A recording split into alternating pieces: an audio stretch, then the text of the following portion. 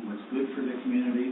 We also, I think, deal with a lot of things. It's the nature of being elected officials that you know, we always have, I think, a strong desire to want to please. You know, sometimes you get in these conflicts of these types of things where you may not be able to please everybody, but we try and work very hard. And I want to thank the council members, first of all, because I know probably lost hours of sleep, lots of homework, lots of study, lots of phone calls, lots of emails, trying to find some place that we can deal with this issue in a way that minimizes some of the impacts, yet at the same time respects the laws of the city, the laws of the state, and those types of things. Sometimes there's laws out there, and I think, you know, in our discussions with the dealers, the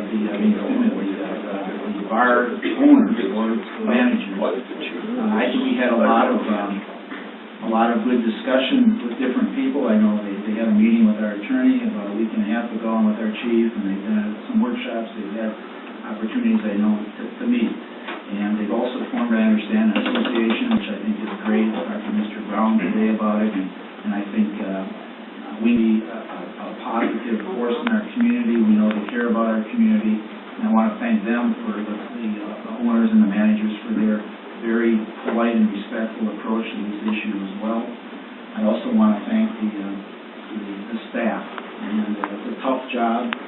City manager is caught in a lot of things, and I can tell you for a fact, if there's something the city council members don't want to do or something unpleasant, guess who we call? The city manager to deal with some of these things. And Mayor Sandberg used to say, you know, if you got a compliment, call me. If you got a complaint, call the manager. And he used to say as well that if you have an issue, call me up or any of the council members at 10 o'clock. After that, call the city manager. So it's a tough job. There's unpleasant things with it.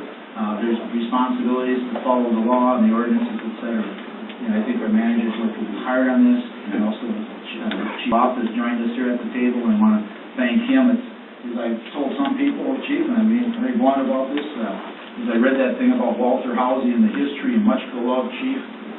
My history of being in this town is, the chief doesn't always get a lot of kind words. It's a tough job. He has to say, enforce the law. He has to say, he has to be the heavy. No question about it when it comes to law enforcement. And there isn't a family in town who hasn't been issued probably a ticket that isn't mad at the chief, along with the officer that probably issued it.